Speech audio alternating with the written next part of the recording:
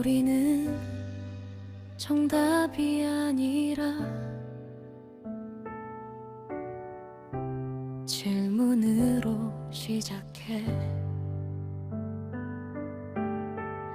세상은 빠르게 돌아가, 정보는 넘쳐 흐르고, 누군가는 앞서가고 누군가는 잠시 멈춰서, 나는 잠깐 바라봤어. 사람들의 눈빛을, 어딘가 멈춰있는 마음의 방향을. 내 삶의 중심은 어디, 내가 서 있는 자리는 어디, 흘러가는 시간 속에서 나는 어디로 가고 있는가. 작은 질문 하나가 마음을 멈춰 세워. 잠시 멈춰 내 안을 바라보면, 흩어져 있던 생각들이 조용히 빛이 나. 질문으로 여는 세상, 이야기가 시작돼. 너의 이야기, 나의 이야기, 서로의 이야기.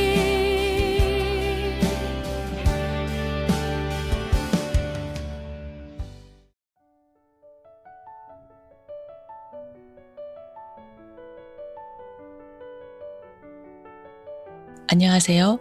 당신의 이야기를 담아두는 공간, 이야기 보따리 안에서 펼쳐지는 이야기 영화관입니다. 오늘도 이곳을 찾아주신 여러분 반갑습니다. 여러분들은 오늘 어떻게 지내셨나요? 누군가와 편하게 웃는 시간은 있으셨는지요? 아니면 사람들 사이에 오래 머물렀는데도 마음 한쪽이 이상하게 허전한 하루는 아니었는지요? 저는 오늘 관계에 관한 이야기를 해보려고 합니다. 여러분들은 혹시 누군가를 만나고 집에 돌아왔는데 다툼도 없었고 아무 일도 없었는데 이상하게 마음이 무거운 날, 그 사람의 한 말을 다시 떠올리며 그 말의 뜻은 무엇이었을까, 내가 너무 예민하게 받아들이나 며 생각했던 경험들, 또 반대로 어떤 만남은 많은 말을 하지 않았음에도 불구하고 굉장히 편안했던 경험. 커피 한잔하며 삶을 이야기했는데, 그래, 나도 해볼 수 있겠다는 생각이 들며 마음이 조금 단단해지는 경험. 이 차이는 어디서 오는 걸까요? 좋은 사람인지 나쁜 사람인지의 차이일까요? 아니면 그 관계 안에서 내가 어떤 모습으로 살아가고 있는지의 차이일까요? 오늘 이야기의 질문은 이것입니다. 그 사람을 만나고 난 뒤에 나는 괜찮은가요?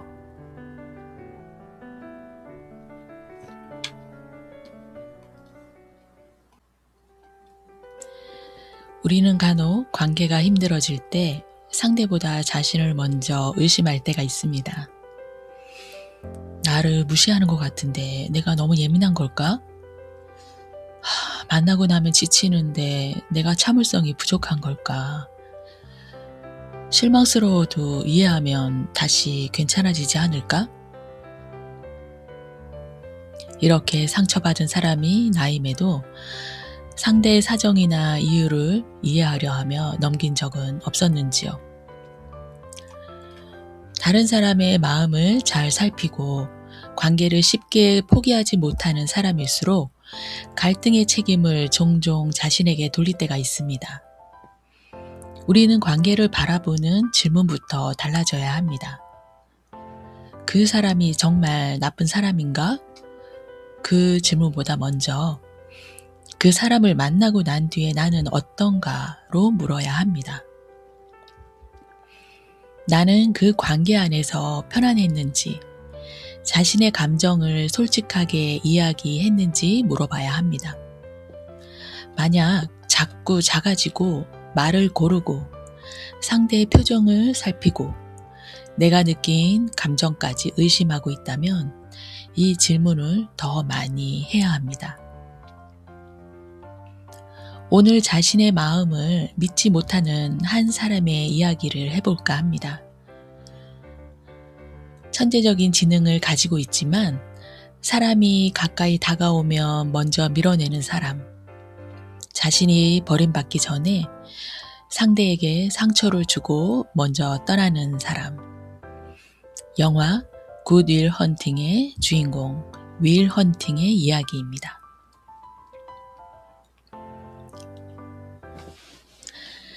늦은 밤 학교 복도, 청소 도구 바퀴가 바닥을 구르는 소리, 칠판에 분필이 닿는 소리. 이곳은 미국 최고의 대학 중 하나인 MIT. 수많은 학생이 어려운 수학 문제를 풀기 위해 머리를 싸매는 곳입니다. 그 학교 복도에는 교수가 학생들에게 내놓은 난제가 적혀 있습니다. 며칠이 지나도 아무도 풀지 못한 문제입니다. 그런데 어느 늦은 밤, 한 청년이 복도를 청소하다 칠판 앞에 멈춰 섭니다. 학생도 아니고 연구원도 아니고 그 학교의 청소부입니다. 그는 잠시 문제를 바라보다 누군가에게 들킬까 주변을 살핀 뒤 칠판에 답을 적기 시작합니다. 답을 적는 손은 망설임이 없습니다. 다음 날 아침, 교수는 완벽하게 풀린 문제를 발견하지만 누가 풀었는지 아무도 모릅니다. 며칠 뒤 더 어려운 문제가 게시됩니다. 그리고 또다시 답이 나타납니다. 교수는 숨어서 기다립니다. 그러다 문제를 풀고 있는 청년을 발견합니다. 낡은 작업복을 입고 청소도구를 옆에 둔 사람, 바로 윌 헌팅입니다. 영화 인물 소개에서 윌은 미국 최고의 대학에서 바닥을 닦는 청소부이지만 그 누구보다 뛰어난 지성을 가진 인물로 묘사됩니다. 그러나 그는 자신의 삶을 살아가는 문제 앞에서는 번번이 실패합니다. 윌에게 있어 수학 문제는 어렵지 않습니다. 책을 한번 읽으면 내용을 거의 기억하고 역사와 경제, 법률에 관해서도 전문가를 당황하게 만들 만큼 해박합니다. 그런데 사람의 마음 앞에서는 다릅니다. 누군가가 다가오면 먼저 약점을 찾아내고 상대가 자신을 평가하기 전에 먼저 상대를 평가합니다. 상처받기 전에 비웃고 버림받기 전에 떠나고 사랑이 깊어지기 전에 관계를 깨트립니다. 왜 그랬을까요? 윌은 어린 시절 자신을 보호해줄 어른에게서 보호받지 못하고 많은 상처를 받았습니다. 그래서 그의 마음에는 한 가지 법칙이 생겼는지도 모릅니다.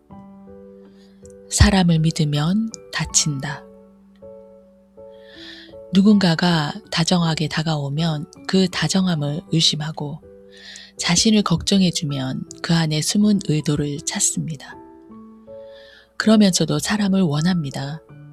친구들과 어울리고 사랑하고 싶고 누군가가 자신을 있는 그대로 알아봐 주기를 바랍니다. 하지만 가까워지는 순간 두려워집니다. 이 사람이 진짜 나를 알게 되면 떠날 거야. 그러니 차라리 내가 먼저 떠나버리는 게 나아.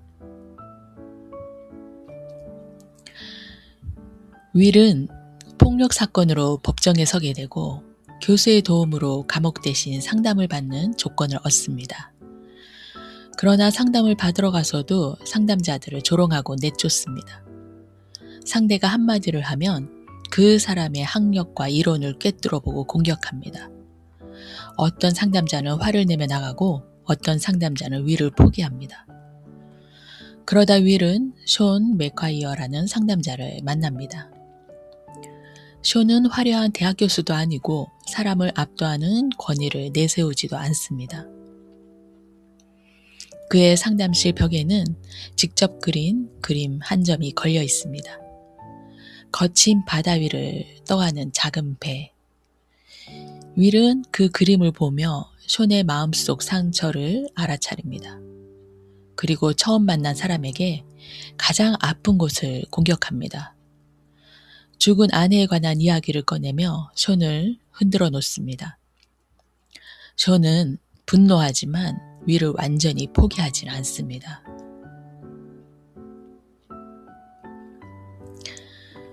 그는 윌을 공원으로 데려가 벤치에 나란히 앉습니다. 넓은 호수와 나무, 산책하는 사람들. 숀은 윌에게 말합니다. 윌, 너는 책에서 본 지식으로 미술과 전쟁과 사랑을 설명할 수 있을지 모르겠지만 실제로 사랑하는 사람 곁에서 긴 밤을 지켜본 경험, 누군가를 잃어본 슬픔, 그 사람이 없어지고 난 뒤 방 안에 남은 고요함까지는 알지 못할 거다. 숀은 윌의 지식을 무시하지 않습니다. 다만 지식만으로 삶을 다 안다고 믿는 그의 방어막을 바라봅니다. 너는 많은 것을 알고 있지만 아직 네 마음을 직접 살아본 적은 없구나. 숀은 윌을 고쳐야 할 문제로 보지 않습니다. 그 안에 상처받은 아이가 있다는 것을 조용히 기다리며 바라봅니다. 윌의 어린 시절 기록을 통해 그가 겪었던 폭력과 상처를 알고 있기 때문입니다. 숀은 상담실로 찾아온 윌에게 자신 또한 힘든 가정사를 솔직하게 털어놓습니다. 윌도 고통이었던 불우한 환경에 대한 이야기를 하게 됩니다. 그때 숀이 말합니다. 네 잘못이 아니야. What is it like? Will has an attachment disorder? Is it all that stuff? Fear of abandonment? Is that why you see this? Holy shit.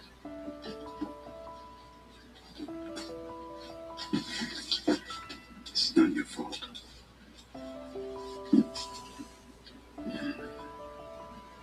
Look at me, son. It's not your fault. It's not your fault. I know. No. It's not your fault.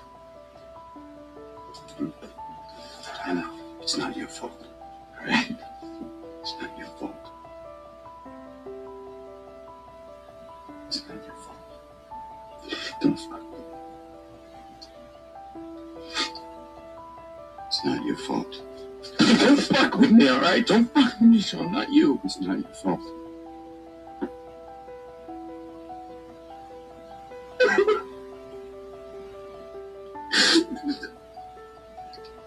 It's not your fault.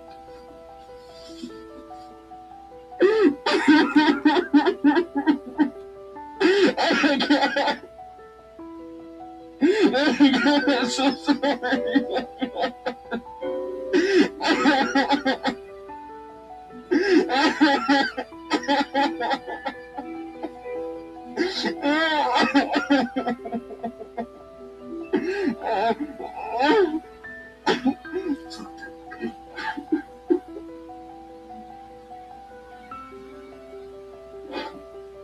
단단하게 잠겨있던 마음, 아이처럼 터져버린 울음. 네 잘못이 아니야. 다 잊어버려. 숀은 윌의 인생을 해결해주거나 과거를 지워주지도 못합니다. 다만 윌이 혼자 짊어지고 있던 잘못된 책임을 내려놓을 수 있도록 안전한 자리를 내어줍니다. 좋은 관계란 상처가 없었던 것처럼 만들어주는 관계가 아닐지도 모릅니다. 상처를 숨기지 않아도 내가 버려지지 않았다는 경험을 주는 관계. 내가 무너져도 그 순간의 나를 부끄러워하지 않아도 되는 관계. 그리고 다시 일어날 때 내 선택을 대신하지 않는 관계입니다. 윌의 곁에는 매일 함께 어울리던 척키라는 친구가 있습니다. 척키는 한무적 재능도 없고 윌처럼 복잡한 책을 읽지도 않습니다. 하지만 누구보다 윌의 가능성을 정확하게 봅니다. 매일 아침 윌을 데리고 가고 함께 공장에서 일하고 저녁이면 맥주를 마시며 웃습니다. 그런데 어느 날 척키는 윌에게 뜻밖의 말을 합니다. 넌 내 오랜 친구니까 오해하지 말고 들어.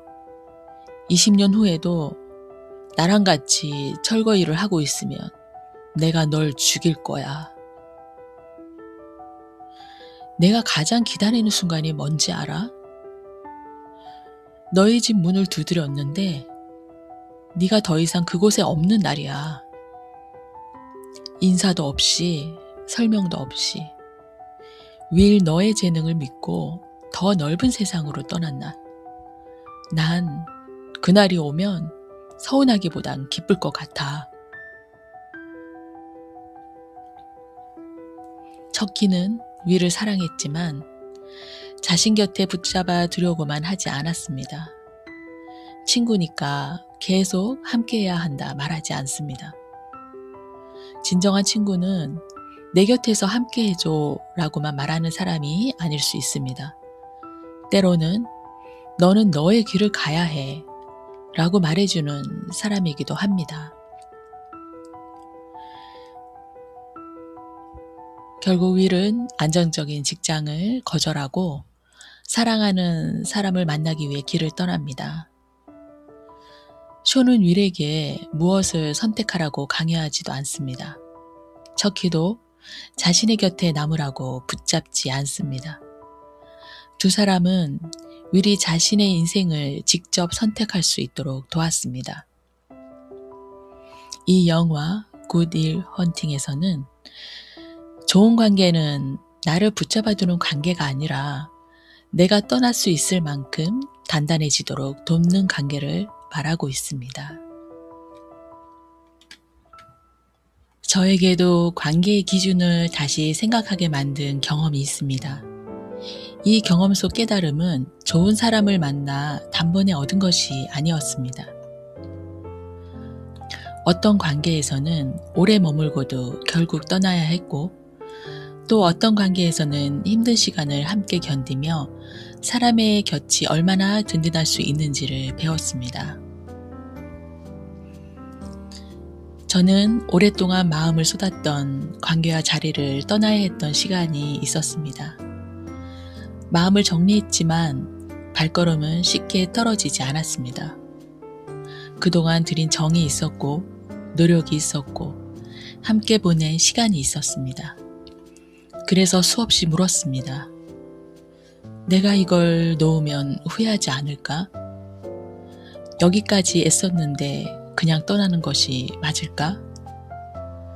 내가 충분히 이해하지 못한 거나 속단한 건 아닐까? 저는 관계의 소중함을 알았기에 그 속에서 긍정적 역할을 하였습니다.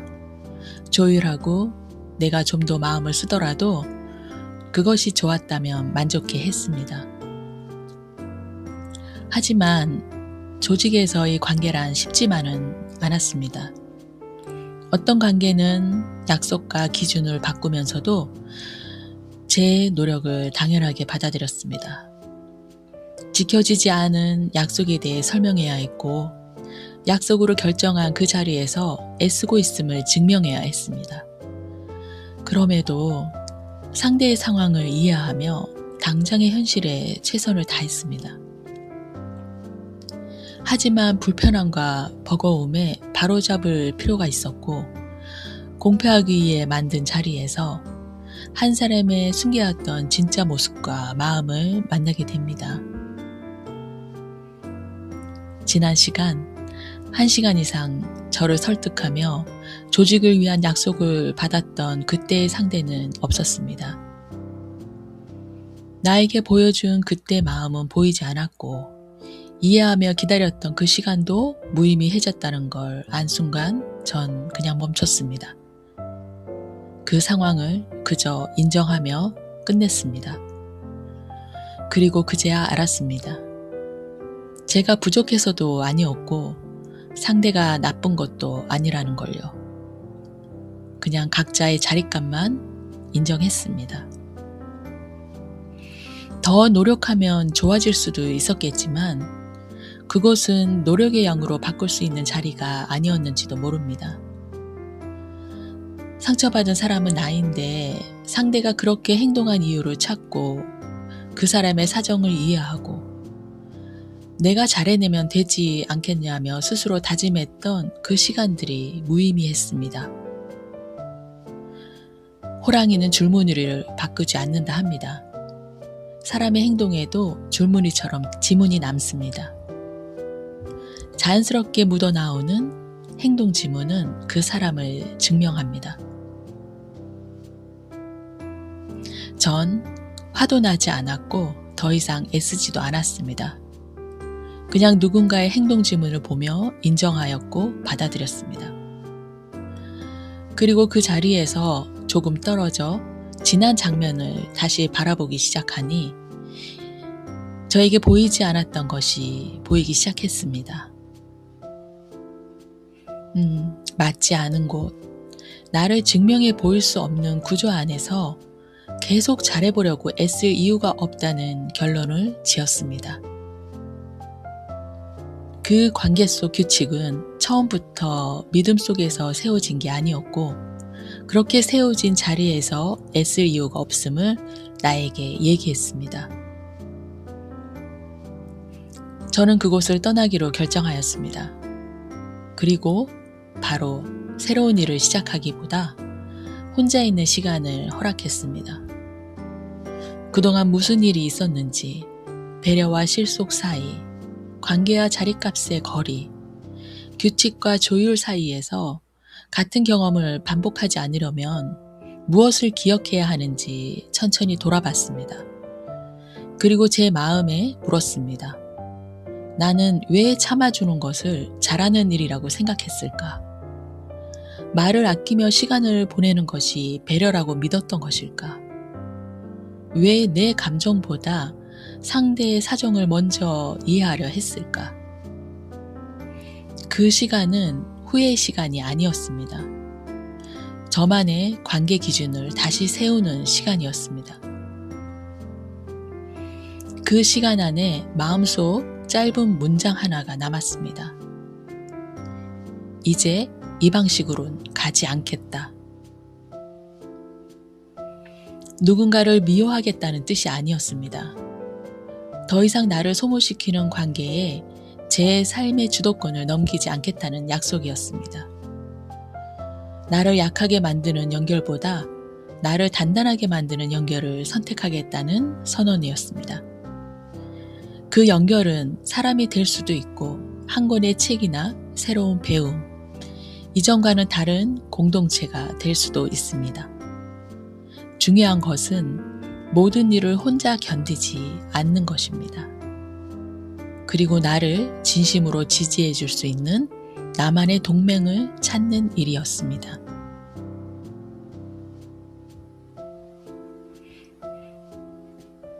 저는 서울 한가운데서 동료들과 함께 일했습니다. 비록 내 스스로 한 결정으로 빠르게 그곳을 떠나게 되었지만 그곳은 내가 너무나 좋아한 곳이었고 나의 꿈을 이뤄준 곳이었고 따뜻한 곳이었음을 분명하게 기억합니다. 바쁘게 오전 일을 마치고 나면 함께 점심을 먹었습니다.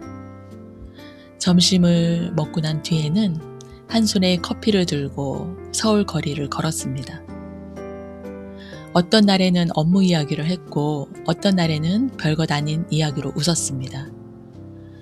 또 어떤 날에는 누구도 먼저 말하지 않았지만 각자의 표정만으로 오늘 하루가 만만치 않았다는 것을 알아차렸습니다. 성과가 생기면 누구의 공인지 따지기 전에 함께 기뻐했습니다. 갑작스러운 위기가 닥치면 누가 시키지 않아도 각자의 자리를 지켰습니다. 그곳에서 우리는 단순히 사이가 좋은 친구들이 아니었습니다. 같은 방향을 바라보고 같은 긴장을 견디며 필요한 순간 서로의 등을 맡긴 전우에 가까웠습니다. 전우는 언제나 다정한 말만 해주는 사람이 아닙니다. 전우는 위험한 순간 내 등을 적에게 내어주지 않아도 된다는 믿음을 주는 사람입니다. 내가 앞을 볼 수 있도록 보이지 않는 뒤를 지켜주는 사람입니다. 누군가는 제게 무대를 내어주었습니다. 이번에는 안 나가 해보면 좋겠어요. 그 말 한마디로 제가 가진 것을 펼쳐볼 자리를 만들어 주었습니다. 누군가는 제가 그 무대 위에서 흔들리지 않도록 뒤에서 단단히 받쳐주었습니다. 제가 열정에 앞서 너무 빨리 달려갈 때면 잠시 멈춰 세워주기도 했습니다. 잠깐만요. 우리가 놓치고 있는 것은 없는지 한번 보고 가요. 그 말은 제 가능성을 막는 말이 아니었습니다. 오래가기 위해 지금 살펴야 할 것을 알려주는 말이었습니다. 반대로 제가 지쳐 있으면 많은 말을 하지 않고 다시 걸을 수 있도록 곁을 내주었습니다. 괜찮아요. 여기까지 같이 왔잖아요. 관계는 종종 거창한 문장이 아니라 이런 순간에 드러납니다. 내가 빛날 수 있도록 기꺼이 무대를 내어주는 사람, 무대가 끝난 뒤에서 장비를 정리하며 기다려주는 사람, 내가 너무 빨리 달릴 때 속도를 조절해주는 사람, 주저앉았을 때 일어나라고 재촉하기보다 옆자리를 내어주는 사람. 이 동료들은 무대를 내어주고 뒤를 받쳐주었으며 앞서가면 멈춰 세우며 다시 걸을 수 있도록 곁을 내어준 존재들로 남아 있습니다. 그렇다고 우리가 언제나 평온했던 것은 아닙니다. 같은 방향을 바라본다고 해서 모든 생각이 같을 수는 없었습니다. 각자가 감당할 수 있는 무게가 달랐고 이를 바라보는 속도도 달랐습니다. 누군가는 빨리 결론을 내고 싶어 했고 누군가는 조금 더 살펴야 움직일 수 있었습니다. 성과에 대한 부담이 커질수록 불안과 조바심이 말투에 묻어날 때도 있었습니다. 또 의도하지 않는 말이 상대에게 상처가 되기도 했고 서로의 마음을 충분히 헤아리지 못한 채 각자의 자리로 돌아간 날도 있었습니다. 좋은 관계에는 갈등이 없다는 말을 저는 믿지 않습니다. 갈등이 없어서 좋은 관계가 아니라 갈등 속에서도 상대를 작게 만들지 않는 관계가 좋은 관계일 수 있습니다. 우리가 함께한 시간이 소중했던 이유도 바로 여기에 있었습니다. 누군가를 깎아내려야 자신이 커지는 사람들이 아니었습니다. 자신의 불안을 감추기 위해 다른 사람의 가능성을 작게 만들지도 않았습니다. 한 사람이 잘 되는 것을 자신의 실패로 받아들이지도 않았습니다. 서로가 자신의 자리를 지키도록 도왔고 누군가 무너지려 할 때는 각자의 방식으로 함께 버텼습니다. 지금은 멈춰야 해요. 이제는 해도 돼요. 우리가 뒤에 있을게요. 그 관계 속에서 저는 배웠습니다. 곁에 둘 사람은 무조건 내 편을 들어주는 사람이 아니라는 것을요. 내가 잘못된 방향으로 갈 때도 무조건 괜찮다고 말해주는 사람은 어쩌면 나를 돕는 사람이 아닐 수 있습니다.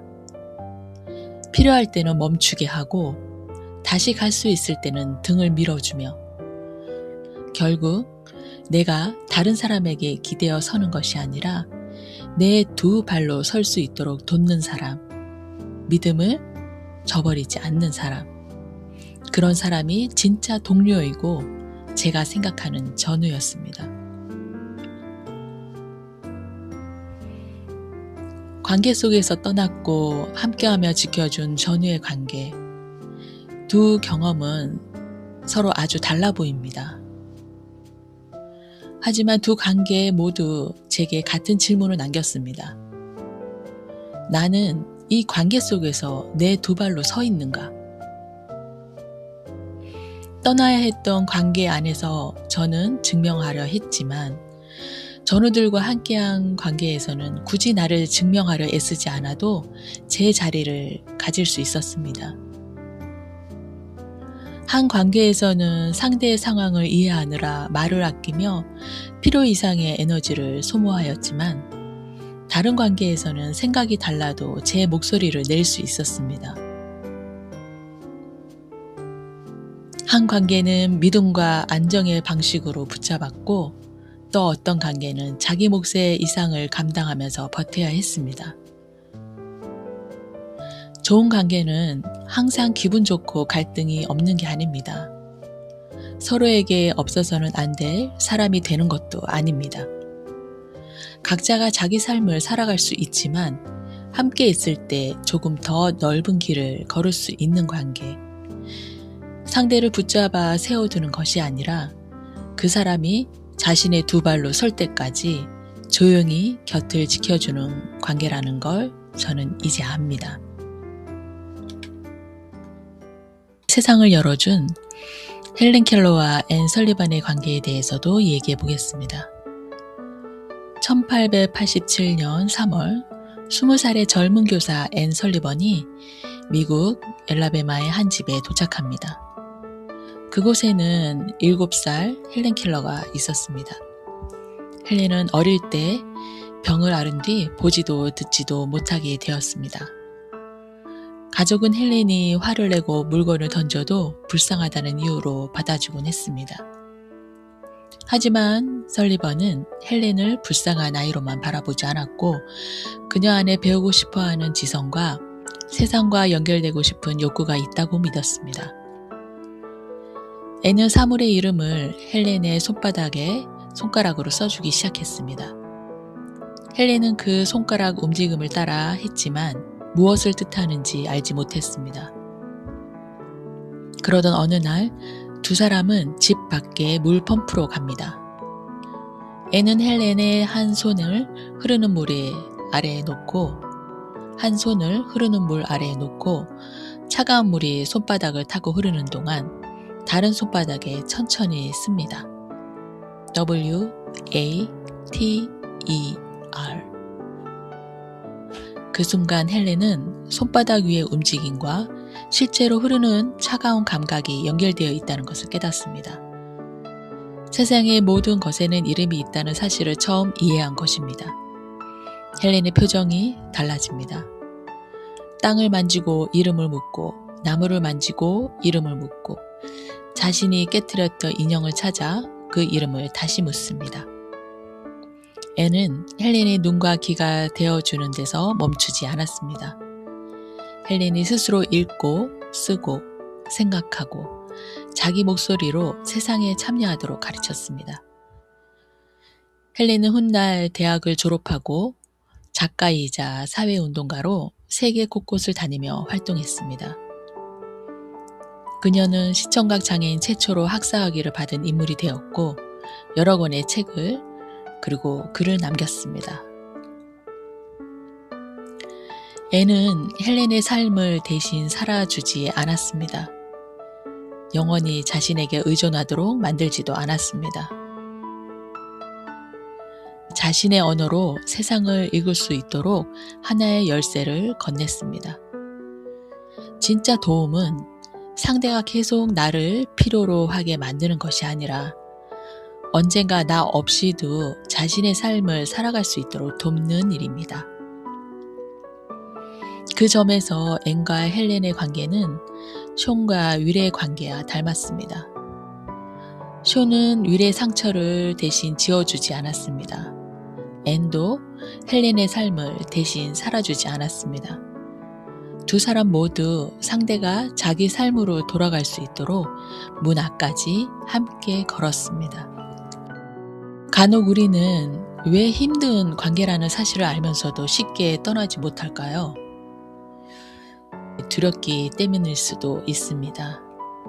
불편한 관계라도 아무도 없는 것보다는 낫다고 느끼고 그 사람에게 꼭 필요한 존재라는 생각으로 관계를 붙잡기도 합니다.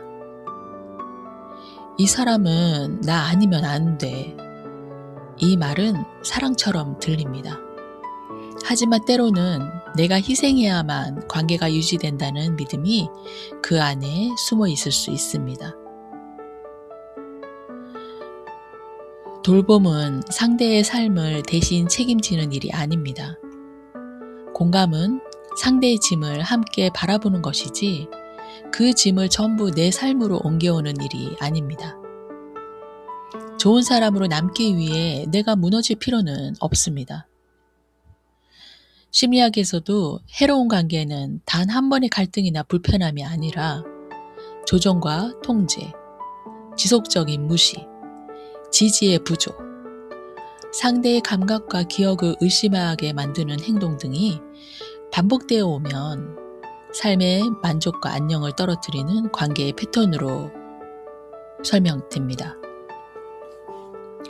조종과 통제, 지속적인 무시, 지지의 부족, 상대의 감각과 기억을 의심하게 만드는 행동 등이 반복되어 삶의 만족과 안녕을 떨어뜨리는 관계의 패턴으로 설명됩니다.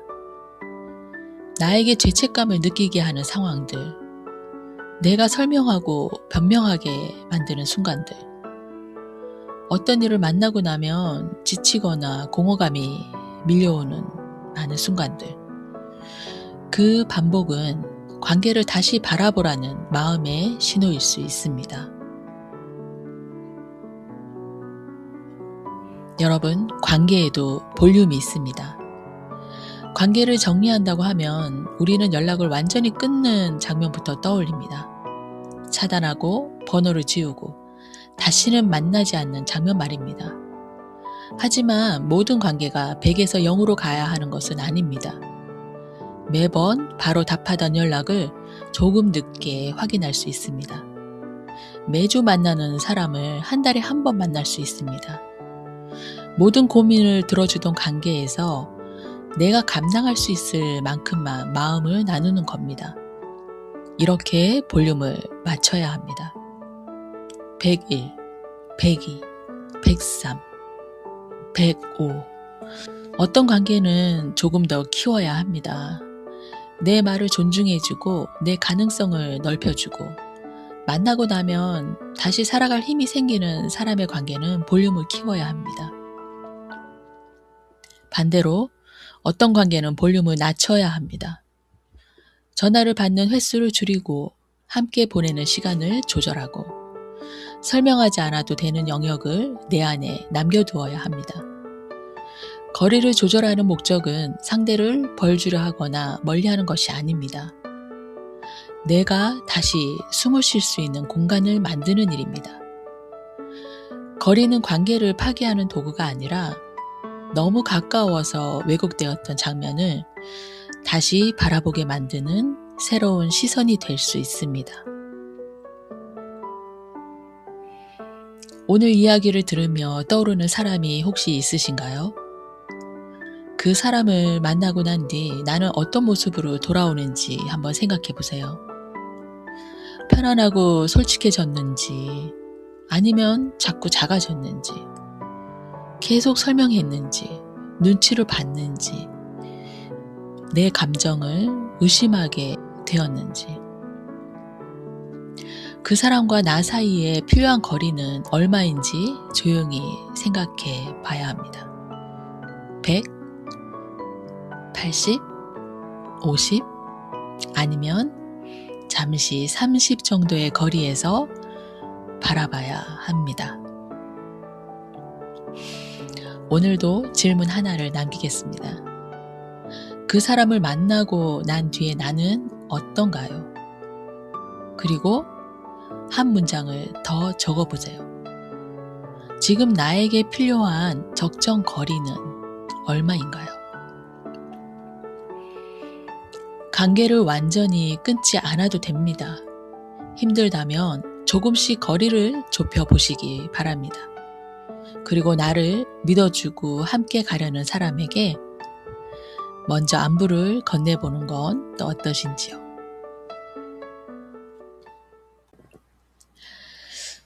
오늘 관계에 대해 얘기해 보았습니다. 여러분들의 삶 안에는 어떤 관계들이 있는지 생각해 보는 시간이 되셨는지요? 사람은 사람 때문에 무너지기도 하지만 사람 때문에 다시 살아나기도 합니다. 누군가는 우리의 세계를 좁히고 누군가는 우리가 몰랐던 문을 열어줍니다. 누군가는 우리를 의존하게 만들고 누군가는 우리가 자기 두 발로 설 때까지 조용히 곁을 지켜줍니다. 그래서 관계의 질문은 상대에게 향하는 것이 아니라 나에게 향해야 합니다. 나는 이 관계 속에서 괜찮은가? 그 안에서 나는 내 두 발로 서 있는가? 서로에게 없어서는 안 되는 관계가 아니라 혼자서도 자신의 삶을 살아갈 수 있지만 함께 있을 때 조금 더 넓은 길을 걸을 수 있는 관계입니다. 필요할 때는 나를 멈추게 하고 다시 가려고 할 때 등을 밀어주며 조용히 곁을 내어주는 관계입니다.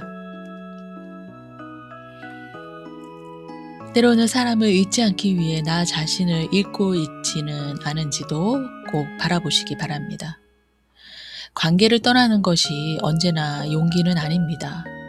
또 남는 것이 언제나 의리도 아닙니다. 가까이 가야 할 때가 있고 한 걸음 물러나야 할 때도 있습니다. 중요한 거는 상대가 정한 거리가 아니라 내가 편하게 숨을 쉴 수 있는 거리를 스스로 선택하는 것입니다. 여러분, 존중하는 법을 아는 사람은 누군가의 희생으로 유지되는 관계를 더 이상 사랑이라고 부르지 않는다는 걸 기억하시기 바랍니다. 오늘 여러분들과 이야기를 나눴고 또 다음을 기약하겠습니다. 삶의 이야기를 이끄는 안나였습니다. 감사합니다.